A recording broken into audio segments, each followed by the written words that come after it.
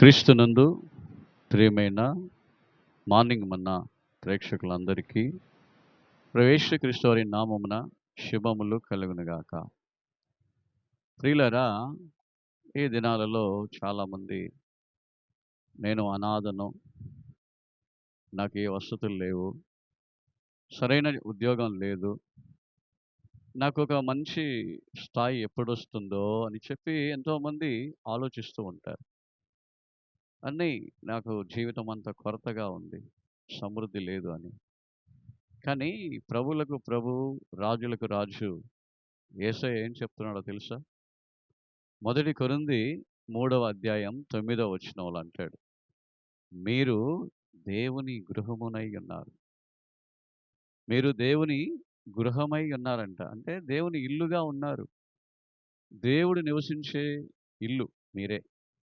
చూడండి, నాకు భూమిలో ఏ వసతులు లేవు, ఇల్లు లేవు, డబ్బు లేదు, ఆర్థిక వనరులు నాకు లేవు, నాకు సమకూర్చే వాళ్ళు లేరని దిగులు పడే వ్యక్తుల మధ్యలో ప్రభు ఇస్తున్న భరోసా, ఎవరైతే ప్రభు నమ్ముకొని ఆయనపై ఆనుకొని ఉంటున్నారో వారికి చెప్తున్నాడు, మీరు దేవుని గృహమునై ఉన్నారు.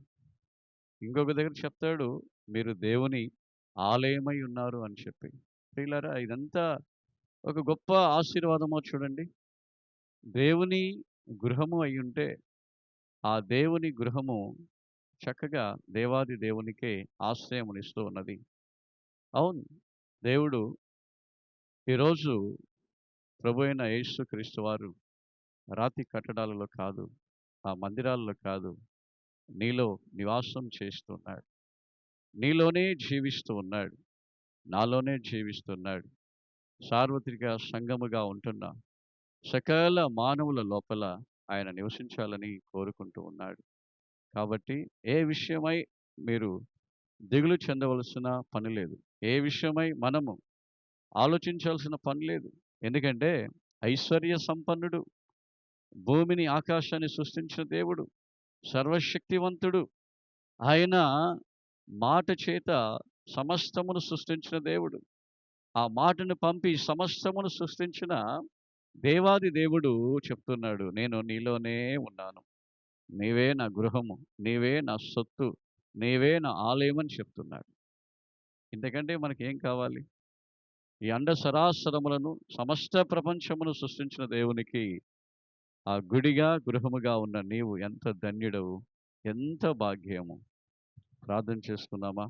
ఇక దేని విషయంలో నేను దిగులు పడను, ఎందుకంటే నేను ప్రభు నమ్మాను, ప్రభువుల ప్రభువారు నాలో ఉన్నారు అనే యొక్క విషయాన్ని మనం ధ్యానిస్తూ ముందుకు వెళితే గొప్ప కార్యాలను నువ్వు చూస్తావు. మహోన్నతుడా, మీకు మహిమ కలుగునుగాక. ఈ మార్నింగ్ మన్నాను చూస్తూ ధ్యానిస్తున్న విడల్ని మీరు దీవించి, మీరు ఆస్వాదించి గొప్ప కార్యాలు చేయండి. మీకు మహిమ కలుగునుగాక.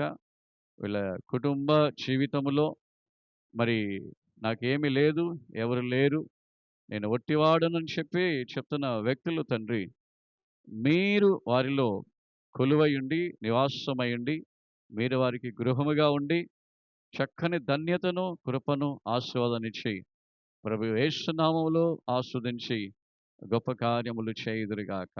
వీళ్ళు చేస్తున్న ప్రతి పనులు, ప్రయాసములు, ప్రతి ప్రయాణాలు తండ్రి మీరు దీవించి, వాళ్ళ వ్యాపారాలు దీవించి ఆస్వాదించండి. యేసుక్రీస్తు వారి నామములో ప్రార్థించి వేడుకుంటూ ఉన్నాము తండ్రి, ఆమేన్.